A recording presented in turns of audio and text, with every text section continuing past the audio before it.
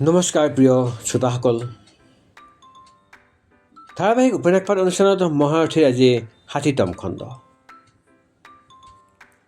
জীৱনৰ শেষৰ দিনত উপস্থিত হৈ আজি এই কথা বাৰে বাৰে অনুভৱ কৰিছোঁ।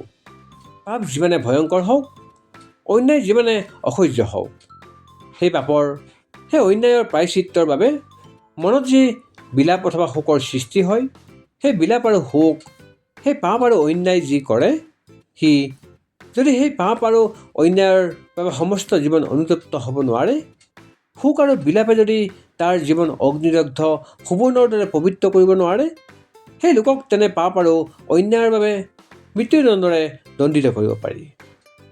মই আজি হৃদয়ৰ সকলো আৱেগ অনুভূতিৰে উপলব্ধি কৰিছোঁ।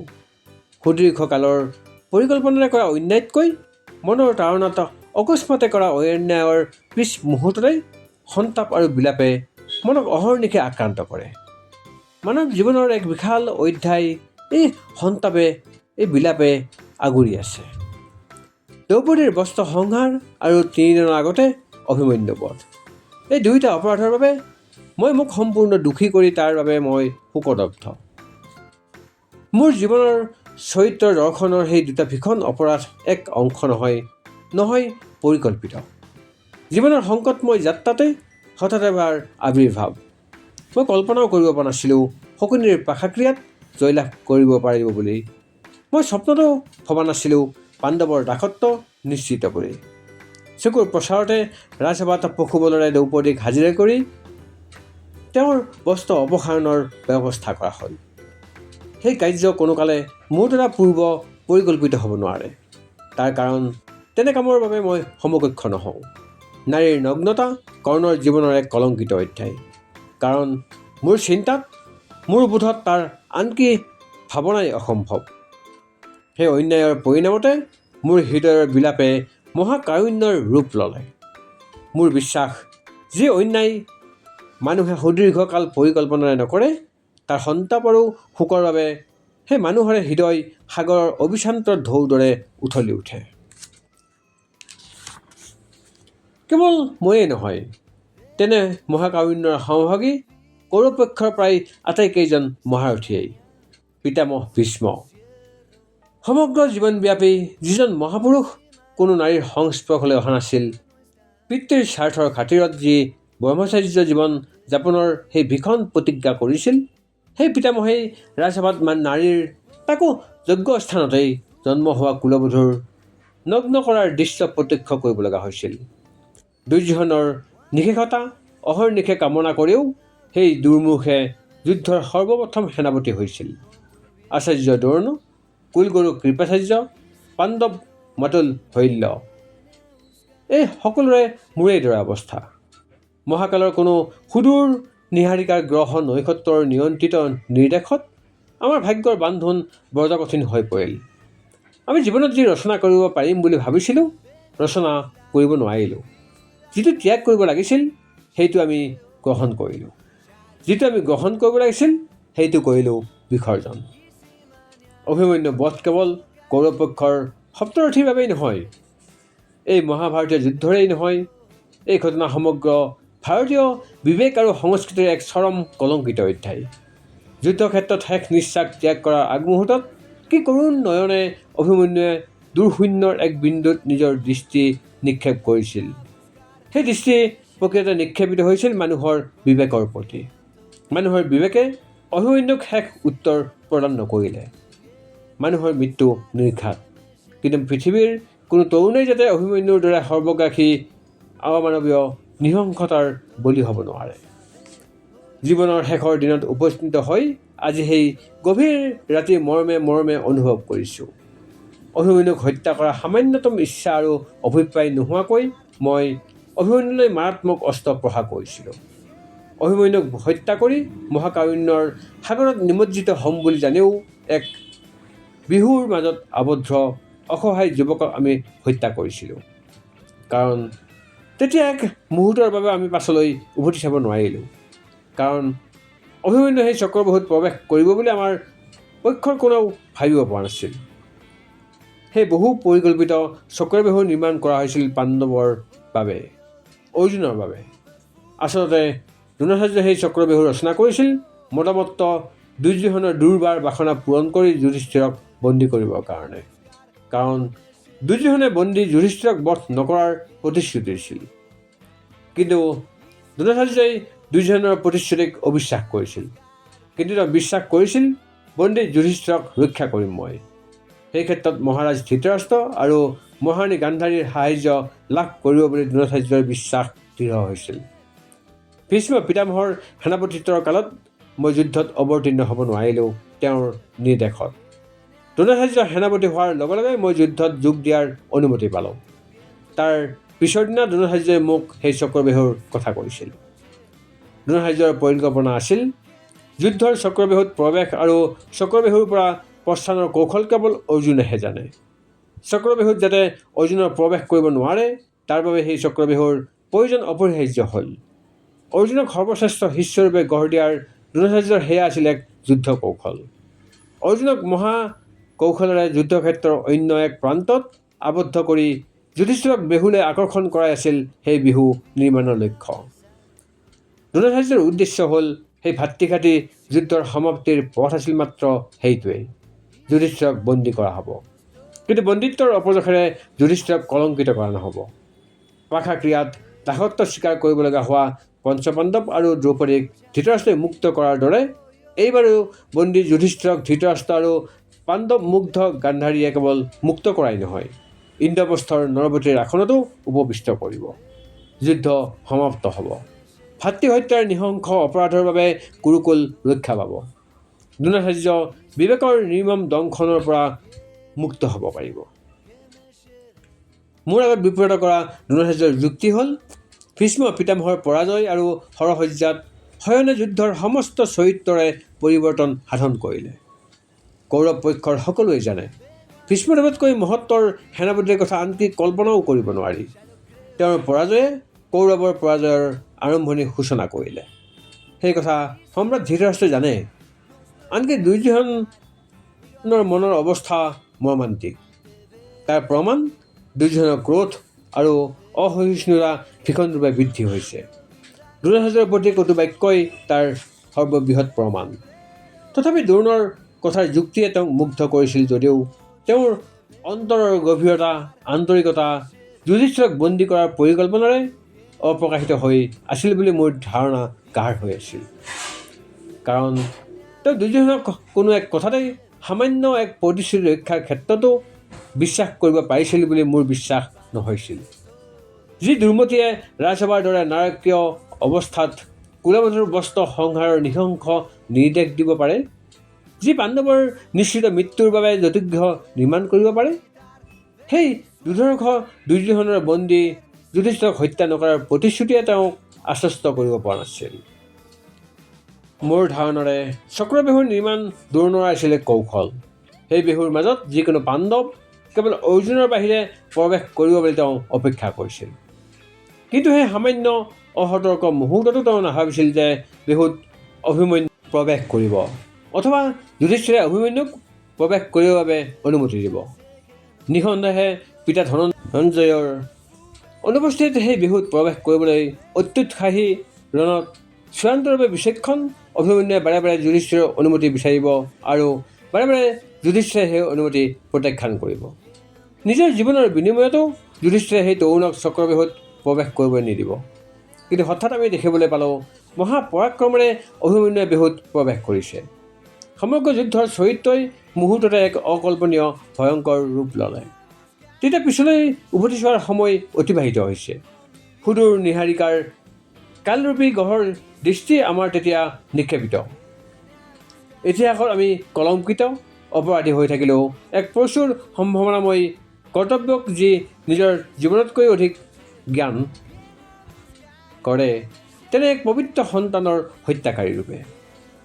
সেই জগতত যেতিয়ালৈকে চন্দ্ৰ সূৰ্য আৰু আকাশ আৰু তাৰকামণ্ডলী প্ৰতিভাত হৈ থাকিব তেতিয়ালৈকে সেই কলংক আৰু আমাৰ পৰিচয় সমাৰ্থক হৈ থাকিব। আমাৰ ৰক্ষা নাই। যুধিষ্ঠিৰৰ কৰুণ ৰূপ দেখি কৃষ্ণ অভিভূত হয়। এইজনেই সম্ভৱ পৃথিৱীৰ একমাত্ৰ অথবা সৰ্বপ্ৰথম ক্ষত্ৰিয় বীৰ, যি যুদ্ধৰ প্ৰতি প্ৰচণ্ড বিদ্বেষ হৃদয়ত পোষণ কৰি সেই যুদ্ধত অৱতীৰ্ণ হৈছে। কিন্তু এই যুদ্ধত জয়ী নহ'লে যে সত্যৰ ধৰ্মৰ বিজয় ঘোষিত নহয়, এই ধৰ্ম যুদ্ধত জয়ী হ'ব নোৱাৰিলে যে ধৰ্মৰ সংস্থাপনাৰ্থে সাধুৰ পৰিত্ৰাণ আৰু দুষ্কৃতিৰ বিনাশ সম্পূৰ্ণ নহয়। বাসুদেৱ কৃষ্ণ নিৰ্মম হোৱাৰ এয়াই সময়, কৃষ্ণ দৃঢ় সংকল্প হোৱাৰ মুহূৰ্ত সমাগত। আৰু সেই সংকল্পতে পঞ্চপাণ্ডৱৰ বিশেষকৈ অৰ্জুনৰ এক নিদাৰুণ আঘাত অপৰিহাৰ্য। তেনে এক আঘাত নাপালে অৰ্জুন ভয়ংকৰ হৈ নুঠে। অৰ্জুনৰ গান্ধীৱে মহাবজৰ ৰূপ ধাৰণ নকৰে। নিকটাত্মীয়ৰ বধ হ'ব লাগিব সেই ধ্বংসযজ্ঞৰ অগ্নিসংযোগ। আৰু সেই নিকটাত্মীয় হ'ব লাগিব অৰ্জুনৰ প্ৰাণাধিক পুত্ৰ অভিমন্যু। অভিমন্যুৰ নৃশংস হত্যাৰ পৰিণামত অৰ্জুন ক্ষমাহীন হৈ উঠাই একান্ত স্বাভাৱিক। পিছৰ সূৰ্যাস্তৰ পূৰ্বতে জয়দ্ৰথক বধ কৰাৰ ঘোষণাৰ মাজতে অৰ্জুনৰ তেনে দুৰ্দম্য প্ৰতিজ্ঞা প্ৰকাশ পাইছিল। নিজৰ ওপৰত, পাণ্ডৱৰ ওপৰত, বিশেষকৈ তেওঁৰে সাৰথি বাসুদেৱ কৃষ্ণৰ ওপৰত প্ৰচণ্ড বিশ্বাস নথকা হ'লে অৰ্জুনে তেনে অংগীকাৰ কেতিয়াও নকৰিলেহেঁতেন। ইতিমধ্যে মহাযুদ্ধৰ কৌৰৱ পক্ষৰ সৰ্বপ্ৰথম সেনাপতি পিতামহ ভীষ্ম হৰসজ্জাত। যুধিষ্ঠিৰক বন্দী কৰাৰ বেহু নিৰ্মাণ প্ৰচেষ্টাত সেনাপতি দ্ৰোণাচাৰ্যই বধ কৰিলে অভিমন্যুক। দ্ৰোণৰ সমস্ত মুখমণ্ডলত পৰাজয়, নৈতিক পৰাজয়ৰ চিহ্ন সুস্পষ্ট। এটাৰ পিছত এটাকৈ ভীমৰ হাতত মৃত্যু হৈছে দুৰ্যোধনৰ ভাতৃসকল। নাৰীৰ ক্ৰন্দনত হস্তিনাপুৰৰ অন্তেশপুৰ শোকাকুল। এনে এক নিদাৰুণ অৱস্থাত পটভূমিত তৰুণ অভিমন্যুক সপ্তৰথীয়ে নৃশংসৰূপে হত্যা কৰাৰ যি আনন্দলাখ, তাৰ লগত নিৰ্মমভাৱে জড়িত আছিল দুৰ্বিষহ নৈতিক পৰাজয়ৰ গ্লানি। দ্ৰোণ, কৃপাচাৰ্য, অশ্বত্থামা আৰু মুখমণ্ডলত সেই পৰাজয়ৰ লক্ষণ ভয়ংকৰ হৈ উঠিছিল। শত্ৰুপক্ষৰ এক মহাৰথীৰ পৰ্যায়ৰ তৰুণক হত্যা কৰি আমি পৰাজিত হ'লোঁ। প্ৰথম সেনাপতি পিতামহ ভীষ্মৰ পৰাজয়ে যদি আমাৰ পৰাজয়ৰ আৰম্ভণি কৰিছিল, তেন্তে আমাৰ হাততে মহাবীৰ অভিমন্যুৰ হত্যাই সেই আৰম্ভণিক মহাকাৰুণ্যৰ অমোঘ আৰম্ভণিত পৰিণত কৰিলে। আমাৰ ভাগ্য নিৰ্ণীত হ'ল। অভিমন্যু হত্যাৰ গধূলিৰ পৰম আহ্লাদিত দুৰ্যোধনে মোৰ শিবিৰলৈ আহি সুধিলে, তুমি বিশ্বাস কৰা অৰ্জুনে সূৰ্যাস্তৰ পূৰ্বতে জয়দ্ৰথক বধ কৰিব পাৰিব? জয়দ্ৰথ দুৰ্যোধনৰ ভগ্নী জামাতা, ধৃতৰাষ্ট্ৰৰ একমাত্ৰ কন্যা দুশলাৰ স্বামী। তোমাৰ ধাৰণা কি? মই সুধিলোঁ। দুৰ্যোধনে বাৰে বাৰে মোক যি প্ৰশ্ন কৰে তাৰ পৰা তেওঁ সদায় প্ৰথমতে জনাৰ কাৰণ হ'ল তেওঁৰ উত্তৰৰ লগত মোৰ উত্তৰ মিলাই তেওঁৰ চৰিত্ৰৰ বিষয়ে মোৰ ধাৰণা গাঢ়তৰ কৰাৰ। দুৰ্যোধনৰ উত্তৰে প্ৰতিবাৰে মোক স্তম্ভিত কৰে। ইমান এক উচ্চ স্থানত উপবিষ্ট হয় মানুহ যে ইমান নিৰ্ঘৃণ হ'ব পাৰে। হস্তিনাপুৰ মানে আমাৰ মানসত ভাস্বৰ হৈ উঠে সমগ্ৰ ভাৰতবৰ্ষ। তেনে এক প্ৰাচীন মহাখ্যাত ৰাজ্যৰ সম্ৰাট হোৱাৰ স্বপ্নৰে বিভোৰ মহাপাণ্ডৱৰ দৰে মহাপ্ৰতাপীক যি সুযোগ্য মেদিনীও দান নকৰাৰ অংগীকাৰে মদমত্ত আমাৰ যুগৰ ঐশ্বৰিক পুৰুষ বাসুদেৱ কৃষ্ণক যি এদিন বন্দী কৰাৰ প্ৰচেষ্টা কৰিছিল, সেই দুৰ্যোধনৰ কথাই মোক হতম্ভত কৰে। দুৰ্যোধনে ক'লে, সূৰ্যাস্তৰ পূৰ্বতে অৰ্জুনে জয়দ্ৰথৰ সন্মুখীন হোৱাত বাধা দিব সেই সপ্তৰথী যি অভিমন্যুক বধ কৰিছিল। অৰ্জুনৰ আত্মহত্যা নিৰ্ঘাত। কাইলৈ সন্ধিয়া মই যুদ্ধৰ জয়ৰ ঘোষণা কৰিম। কিন্তু অৰ্জুনৰ ৰথৰ সাৰথি কোন জানা? তুমি ভাবিছা নেকি তোমাৰ, মোৰ অথবা অন্য ৰথৰ সাৰথি আৰু অৰ্জুনৰ ৰথৰ সাৰথি একে পৰ্যায়ৰে? অৰ্জুনৰ আত্মহত্যাৰ পিছত কৃষ্ণই নিৰ্বিবাদে এই যুদ্ধ বিসৰ্জন দি তাৰকাগামী হ'ব। যুধিষ্ঠিৰ প্ৰস্থান কৰিব হিমালয়লৈ। সেয়া তোমাৰ অলিক কল্পনা। যোগ্যজনক অযোগ্য জ্ঞান কৰি তুমি তোমাৰ যোগ্যতাক প্ৰতাৰণাৰ ৰূপ দিছা। তুমি হাজাৰ চেষ্টা কৰিও দৈত্য কৰ্মত হস্তিনাপুৰলৈ যাত্ৰা কৰা বাসুদেৱক বন্দী কৰিব পাৰিলা। সেই ভাৰত বিজয়ী অসাধাৰণ বীৰত্বৰে সমগ্ৰ ভাৰতক নিজৰ বিশাল সাম্ৰাজ্যৰূপে প্ৰতিষ্ঠাত প্ৰায় কৃতকাৰ্য হোৱাত জৰাসন্ধৰ হত্যাৰ কাহিনী তুমি নজনা নহয়। যুধিষ্ঠিৰৰ ৰাজসূয় যজ্ঞত কৃষ্ণ কি প্ৰচণ্ড বিক্ৰমেৰে শিশুপালৰ শিৰচ্ছেদ কৰিলে সেই কথা স্মৰণ কৰা। দ্ৰৌপদীক বস্ত্ৰ সংহাৰৰ নৃশংস বিপদৰ পৰা ৰক্ষা কৰিলে কোনে? কংসৰ মৃত্যুৰ কাহিনীটো তুমি নজনা নহয়? কৃষ্ণই অৰ্জুনক আত্মহত্যা কৰিব নিদিব। জয়দ্ৰথ বধ নিশ্চিত, অথবা জয়দ্ৰথ বধ অপৰিহাৰ্য। অপৰিহাৰ্য? তুমি কি কৰ্ণ স্বইচ্ছাৰেই সুস্থ শৰীৰে এনে বাক্য উচ্চাৰণ কৰিছা? তুমি কি অসুস্থ? সেয়ে হ'ল তোমাৰ বিপদ যুৱৰাজ। সত্যক তুমি তেনেকৈয়ে সদায় তাচ্ছিল্য কৰি আহিছা। কোনটো সত্য, কোনটো অসত্য, কোনটো ন্যায়, কোনটো অন্যায়, কোনটো গৌৰৱ, কোনটো কলংক, তাৰ বিবেচনা কৰাৰ ক্ষমতা তোমাৰ দিনে দিনে শূন্য হৈ আহিছে। তুমি যিটোক প্ৰভাতৰ বিনন্দীয়া সূৰ্যোদয় জ্ঞান কৰিছা, সেইটো প্ৰকৃততে অমাৱস্যাৰ ঘোৰ অন্ধকাৰ। তুমি ভাবিছা আকাশৰ বহু ওপৰত মহানন্দে বিচৰণ কৰা শকুনৰ দৃষ্টি ঈশ্বৰ অথবা ভুৱামুখী। প্ৰকৃততে সেই শকুনৰ দৃষ্টি পৃথিৱীৰ দুৰ্গন্ধময় মৰা সৰ্পতি। তোমাৰ দৃষ্টিৰ পৰিক্ৰমাৰ সুদূৰ আৰু বাহিৰত এনে এক শক্তি বিৰাজমান, যাৰ আয়ত্তৰ ক্ষমতা তোমাৰ শূন্য। কৰ্ণ, তুমি হঠাতে দাৰ্শনিক হ'ব ধৰিলা? গভীৰ নিৰাশাই তোমাক আচ্ছন্ন কৰাৰ কাৰণ কি? তুমি কি অৰ্জুনৰ স্বমৃত্যু কামনা নকৰা? তুমি কি ভীষ্ম পিতামহৰ দৰে কৌৰৱৰ পক্ষত থাকি পাণ্ডৱৰ গুণকীৰ্তনত মুখৰ হৈ পৰিলা? তোমাৰ এনে বিহপন আৰু অনিশ্চিত স্বভাৱে মোৰ ওপৰত কি নিদাৰুণ প্ৰতিক্ৰিয়া কৰিব পাৰে, সেই কথা তুমি বিবেচনা নকৰা নেকি? দুৰ্যোধন, ইয়াত পাণ্ডৱৰ গুণ কীৰ্তনৰ প্ৰশ্ন উত্থাপিত নহয়। মূল প্ৰশ্ন হ'ল নীতি আৰু অনীতিৰ কোন পক্ষত মই থিয় দিম। বানৰ প্ৰহাৰেৰে শত্ৰুপক্ষৰ সৈন্য হত্যা কৰাই কৰ্ণৰ জীৱনৰ লক্ষ্য নহয়। অভিমন্যুৰ হত্যা এক নৃশংস অক্ষমনীয় ঘটনা। তাৰ লগত মই নিবিড়ৰূপে জড়িত। সেইবাবে মই সেই নিৰ্মম হত্যাকাণ্ড ন্যায় ঘটনাৰ ৰূপ দিব নোৱাৰোঁ। অভিমন্যু বধ আমাৰ জীৱনৰ এক নিদাৰুণ কলংক। সেই কলংকৰ লগত যিসকল জড়িত তেওঁলোকে কোনোপধ্যে ৰক্ষা পাব নোৱাৰে। জয়দ্ৰথে বিহুৰ সন্মুখত থাকি অভিমন্যুক উদ্ধাৰ কৰিবলৈ উদ্যত যুধিষ্ঠিৰৰ ভীমাদিক প্ৰচণ্ড বাধা দিলে আৰু তাৰ স্বাভাৱিক পৰিণতিৰূপে অভিমন্যুৰ পিতৃ অৰ্জুনে জয়দ্ৰথৰ ওপৰত প্ৰতিশোধ ল'ব। তেনে যুক্তিত আতংকিত হ'লে তুমি বীৰ ধৰ্ম পালন কৰিবা কি মতে? হাজাৰ দ্ৰোণ, কৰ্ণ, দুৰ্যোধনে জয়দ্ৰথক ৰক্ষা কৰক। অৰ্জুন জয়দ্ৰথৰ সন্মুখীন হ'বই, পৃথিৱীত নহ'লে পাতালত, পাতালত নহ'লে আকাশত। জয়দ্ৰথক তুমি যদি ৰক্ষা কৰিব খুজিছা, তোমাৰ একমাত্ৰ পৰম আদৰৰ ভগ্নী দুখলাৰ স্বামী জয়দ্ৰথক যদি অৰ্জুন ব্ৰজকাশৰ পৰা ৰক্ষা কৰিব খুজিছা, তেন্তে তুমি জয়দ্ৰথক বিহু ৰক্ষাৰ দায়িত্ব অৰ্পণ কৰিব নালাগিছিল। তুমি বনবাসী দ্ৰৌপদীক অপহৰণ কৰিবৰ বাবে জয়দ্ৰথক নিৰ্দেশ দিব নালাগিছিল। শত্ৰুপক্ষৰ শক্তিৰ পৰ্যবেক্ষণ নকৰাকৈ শত্ৰুপক্ষক কৰা আঘাতৰ যথোচিত প্ৰত্যুত্তৰৰ বাবে প্ৰতি মুহূৰ্ততে সাজু আৰু সতৰ্ক হৈ থকাটো ক্ষত্ৰিয় বীৰৰ বাবে অৱশ্যেই কৰ্তব্য। তুমি কি এই মহাযুদ্ধত কৌৰৱৰ পৰাজয় ৰিণিকি দেখা পাইছা? দুৰ্যোধনৰ এনে প্ৰশ্নই মোক আশ্চৰ্যান্বিত কৰিলে এইকাৰণেই, তেওঁ নিজৰ পক্ষৰ পৰাজয়ৰ কথাটো নিজেতো কল্পনা নকৰেই, আনে কল্পনা পৰ্যন্ত কৰিলে তেওঁ অত্যন্ত ক্ৰোধান্বিত হৈ পৰে।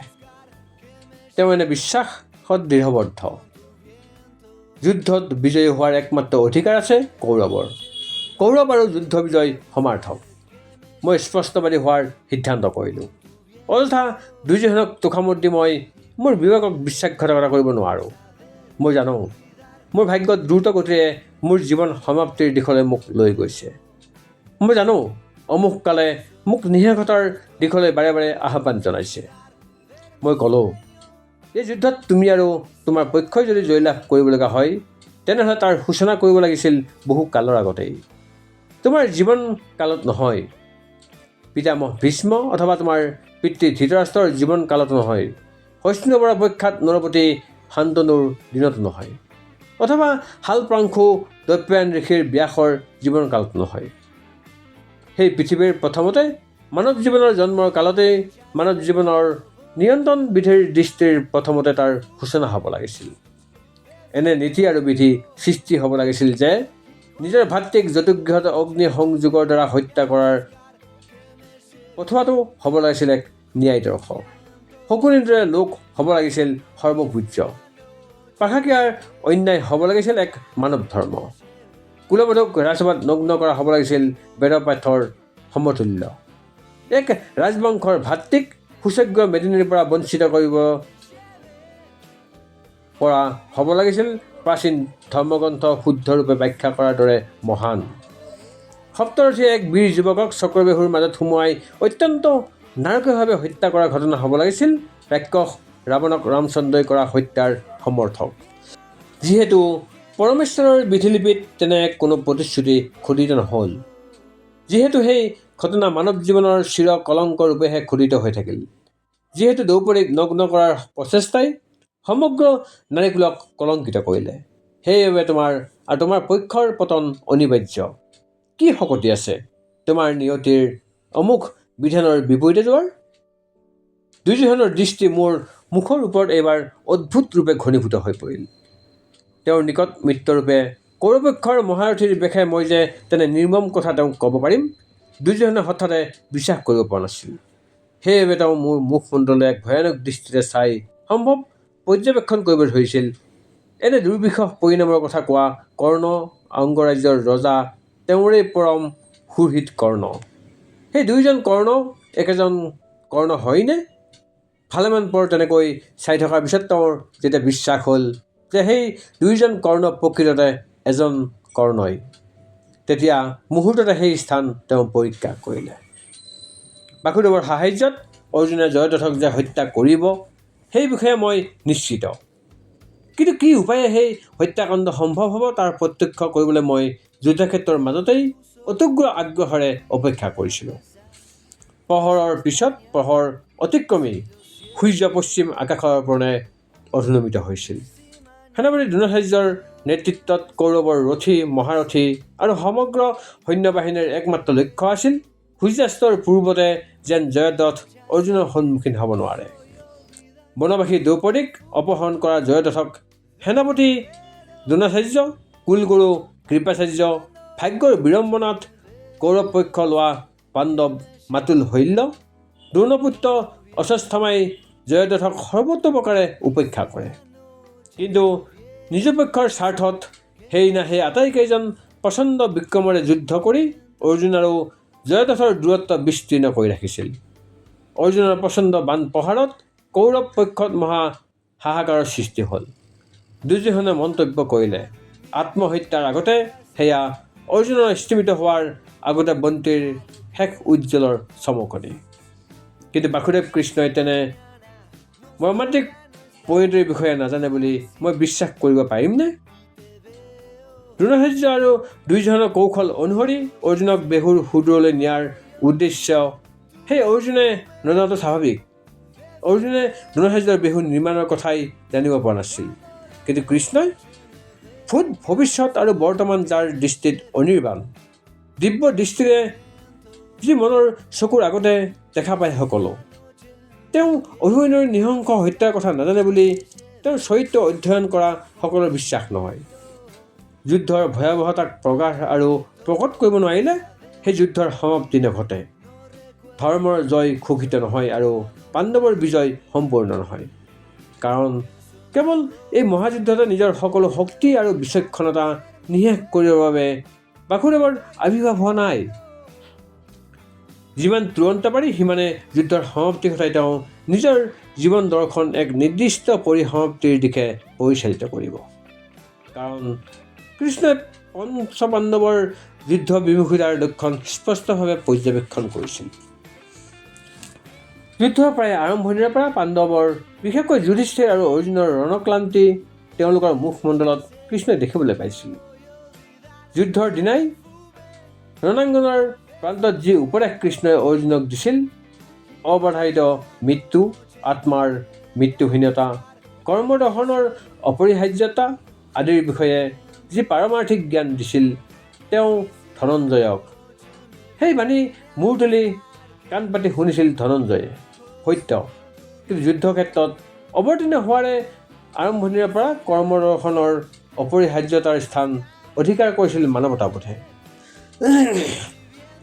মানুহক হত্যা কৰা, মানুহক হত্যা কৰি মানৱতাবোধৰ জয়গান যে অসম্ভৱ, সেই কথা অৰ্জুনৰ আচৰণৰ ব্যৱহাৰত কৃষ্ণই পদে পদে পৰ্যবেক্ষণ কৰিছিল। ভীষ্ম পিতামহলৈ প্ৰতিবাৰে অস্ত্ৰ প্ৰহাৰ কৰি অৰ্জুনৰ মুখমণ্ডল অসীম কৰোণা আৰু অশান্তিৰে উপচি পৰে। প্ৰতিবাৰ অস্ত্ৰ প্ৰহাৰ কৰিবলৈ গৈ অৰ্জুনৰ মুখত প্ৰকাশ পায় সেইকেইটা অস্ফুট শব্দ, প্ৰণাম পিতামহ। শত্ৰুক প্ৰণাম কৰি যুদ্ধক কোনো এক যুদ্ধৰ দৰ্শনত পৰিণত কৰিব পাৰি, কিন্তু যুদ্ধত বিজয়ী হ'ব নোৱাৰি। দ্ৰোণাচাৰ্যৰ শিষ্যতকৈ দ্ৰোণাচাৰ্যৰ শত্ৰুৰূপে অৰ্জুন দৃঢ় সংকল্প নহ'লে গুৰুৰ প্ৰতি শিষ্যৰ শ্ৰদ্ধা দৰ্শন ভাস্বৰ হ'ব পাৰে, কিন্তু ধৰ্মক্ষেত্ৰ কুৰুক্ষেত্ৰৰ মহাযুদ্ধত বিজয়ী হ'ব নোৱাৰি। কিন্তু হঠাতে পশ্চিম আকাশত সূৰ্য ডুব গ'ল। এই সূৰ্যাস্ত অস্বাভাৱিক। মই মুহূৰ্ততে সিদ্ধান্ত কৰি ল'লোঁ, সূৰ্যাস্তৰ জাগতিক আয়োজন নোহোৱাকৈ সূৰ্য অস্ত যাব নোৱাৰে। অস্ত যাবৰ বাবে সূৰ্যৰ প্ৰস্তুতিৰ প্ৰয়োজন। মোৰ বোধলৈ হ'বলৈ মাত্ৰ এখন টেক লাগিল। এয়া বাসুদেৱৰ ৰণকৌশল। অৰ্জুনক তেওঁৰ দৰ্শন শিষ্য ধনঞ্জয়ক জীৱন দান কৰিবলৈ কৃষ্ণই যে এক অলৌকিক কাৰ্য সম্পাদন কৰিলে।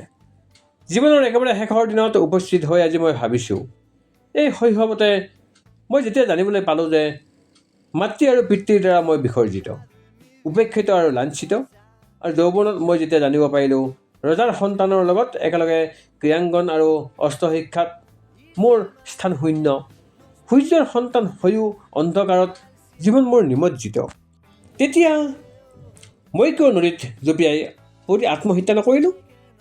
এই দুৰ্বিষহ জীৱনৰ বোজা মূৰ পাতি নলৈ মই জানি শুনি কিয় বিষ পান নকৰিলোঁ? সেইভাৱে মাজে মাজে মোৰ মন আশ্ৰয় নকৰে। সেই শৈশৱতে সেই ব্ৰাহ্মণে মোক যেতিয়া সেই ভয়ংকৰ কথা শুনালে যে অধিৰথ আৰু ৰাধাৰ সন্তান নহয়, মই ক্ষত্ৰিয়ৰে সন্তান, যাক মই মোৰ পিতৃ মাতৃৰূপে বন্দনা কৰিছোঁ, তেওঁলোক মোৰ প্ৰকৃত পিতৃ মাতৃ নহয়। মোৰ প্ৰকৃত পিতৃ মাতৃ সুদূৰত পৰম শান্তিৰে বিদ্যমান। তেতিয়া তেনে হতভাগ্য, নিষ্পেষিত, উপেক্ষিত জীৱনৰ পৰা পৰিত্ৰাণ পাবলৈ মই আত্মহত্যা নকৰিলোঁ কিয়?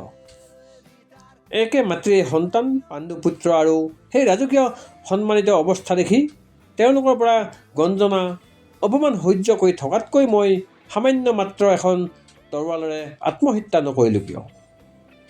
ৰজাৰ সন্তান নোহোৱাৰ বাবে দ্ৰোণাচাৰ্যই যেতিয়া মোক অস্ত্ৰবিদ্যা দান কৰিবলৈ অমান্তি হ'ল, তেতিয়া সেই তীব্ৰ বেদনাত মৰ্মাহত হৈ মই আত্মহত্যা নকৰিলোঁ কিয়? গুৰু দক্ষিণা দিওঁতে একলব্যৰ বিকলাংগ ৰূপ দেখি মোৰ তেনে নিকৰুণ অৱস্থা হ'ব পাৰে বুলি মই আত্মহত্যা নকৰিলোঁ কিয়? মই যেতিয়া ব্ৰহ্মবিদ্যা গ্ৰহণৰ বাবে ব্ৰাহ্মণৰ সন্তান বুলি গুৰুক পৰোক্ষে মিঠা কথা ক'লোঁ, তেতিয়া সেই পাপৰ অনুশোচনাত মই আত্মহত্যা নকৰিলোঁ কিয়? কৌৰৱৰ ৰাজসভাত ৰজস্বলা একবস্ত্ৰী দ্ৰৌপদীৰ বস্ত্ৰহৰণৰ কালত নীৰৱে নিৰ্বাক হৈ থকাৰ নিদাৰুণ অনুশোচনাত মই আত্মঘাতী নহ'লোঁ কিয়? আজি জীৱনৰ অন্তিম কালত সেই ভাৱ মোৰ মনত পুনৰ উদয় হৈছে আৰু তাৰ যথাযথ উত্তৰ লিপিবদ্ধ কৰিব নোৱাৰালৈকে মোৰ আত্মাই শান্তি নাপাব। মই আত্মহত্যা কৰিব নোৱাৰাৰ সৰ্বপ্ৰথম কাৰণ হ'ল, মোৰ মনত অহৰ্নিশে এই দুৰ্বাৰ প্ৰতিশ্ৰুতি ভাস্বৰ হৈ উঠিছিল যে মই ভাগ্যদেৱীৰ সন্তান। ভাগ্যদেৱীৰ সন্তান হৈ ভাগ্যৰ লগত নিকটাত্মীয় নহয়, ভাগ্যক নিজৰ জীৱনৰ এক পৰমাশ্ৰয় ৰূপ গ্ৰহণ নকৰি আত্মহত্যা কৰাৰ অৰ্থ হ'ব মই ভাগ্যদেৱীৰ যোগ্য সন্তান নহয়। ভাগ্যদেৱীয়ে মোক জীৱনৰ হাজাৰ আহ্বান প্ৰত্যাহ্বান সংঘাত বিপৰ্যয় অতিক্ৰম কৰিবলৈ অবিৰত আহ্বান জনাইছিল। এই আহ্বান প্ৰত্যাখ্যান কৰি মই ভীৰু কাপুৰুষৰ দৰে আত্মহত্যা কৰি ভাগ্যদেৱীক শেষহীন স্নেহৰ বিশ্বাসঘাতকতা কৰিব নোৱাৰিলোঁ। মই যেতিয়া জানিব পাৰিলোঁ সূৰ্যদেৱতা পিতৃ আৰু যশস্বিনী কুন্তীদেৱী মোৰ মাতৃ, তেতিয়া মোক বিসৰ্জন দিয়া আৰু পৰিত্যাগ কৰাৰ বাবে তেওঁলোকৰ পৰা সমুচিত উত্তৰ নোপোৱা পৰ্যন্ত মই আত্মঘাতী হ'ব নোৱাৰোঁ। সূৰ্যদেৱতাৰ পৰা কুন্তীদেৱীৰ পৰা প্ৰত্যুত্তৰ নোপোৱা পৰ্যন্ত মোৰ মনত সৃষ্টি হোৱা সন্দেহৰ উত্তাল তৰংগ স্থিমিত নহয়, আৰু তেনে এক অপূৰণ আকাংক্ষা বুকুত লৈ মই আত্মহত্যা কৰিব নোৱাৰিলোঁ। আমাৰ যুগৰ সৰ্বশ্ৰেষ্ঠ মহাপুৰুষ কৃষ্ণৰ বাণী নুশুনা পৰ্যন্ত অৰ্জুনক তেওঁ কি গীতাৰ বাণীৰে উদ্বুদ্ধ আৰু ভাগ্যৱান কৰিছিল, সেই বাসুদেৱৰ নিজৰ মুখৰ পৰা নুশুনা পৰ্যন্ত মই আত্মহত্যা কৰিব নোৱাৰিলোঁ। কৃষ্ণৰ অমৃত কথা শুনাৰ পূৰ্বতে পৃথিৱী পৰিত্যাগ কৰিব নোৱাৰোঁ। মই পিতামহ ভীষ্মৰ বাণী শুনাৰ পূৰ্বতে পৃথিৱী ত্যাগ কৰিব নোৱাৰিলোঁ। সেই মহামানৱ পিতামহ, যি দেৱব্ৰত নামেৰে পৰিচিত হৈও পিতৃৰ স্বাৰ্থ ৰক্ষাৰ্থে ভীষণ প্ৰতিজ্ঞা কৰি সমগ্ৰ ভাৰতবৰ্ষৰ বিবেকক আলোড়িত কৰিছিল, যি পাণ্ডৱসকলৰ স্বাৰ্থত নিজৰ স্বাৰ্থ ত্যাগ কৰিছিল, সেই পিতামহৰ জীৱনৰ মহাকাহিনী কাণ পাতি শুনাৰ পূৰ্বতে মই আত্মহত্যা কৰিব নোৱাৰিলোঁ। মহামতী বিদুৰ আৰু দেৱী মাতৃ গান্ধাৰীৰ অমৃত কথা মূৰ তুলি শুনাৰ আগতে মই এই পৃথিৱীক অকাৰণ জ্ঞান কৰিব নোৱাৰিলোঁ। মই পৃথিৱীত দানবীৰ ৰূপে ভাস্বৰ নোহোৱা পৰ্যন্ত এই পৃথিৱী এৰি যাব নোৱাৰিলোঁ। অৱশেষত যেতিয়া মই অনুভৱ কৰিলোঁ হৃদয়েৰে যে অৰ্জুনৰ হাতত ঋষি পৰশুৰামৰ অভিশাপৰ স্বাভাৱিক পৰিণতিৰূপে মৃত্যু হ'লেহে এই অবিনশ্বৰতা লাভ কৰিব পাৰিম, তেতিয়া মই আত্মহত্যাৰ কামনা সম্পূৰ্ণ বিসৰ্জন দি প্ৰকৃত মৃত্যুৰ বাবে অসীম সাহস আৰু অতীব্ৰ আগ্ৰহেৰে সাজু হ'লোঁ। মই যেতিয়া যুদ্ধত হোৱা মৃত্যুৰ মাজেৰে মৃত্যুৰ পিছত মোৰ অবিনশ্বৰতাৰ সম্ভেদ পালোঁ, তেতিয়া আত্মহত্যাৰ দৰে সাধাৰণ আৰু অস্বাভাৱিক মৃত্যুৰ কথা সম্পূৰ্ণভাৱে তুচ্ছ জ্ঞান কৰিলোঁ। প্ৰিয় শ্ৰোতাসকল, এয়া আছিল মহাৰথীৰ ৬০তম খণ্ড। ধন্যবাদ।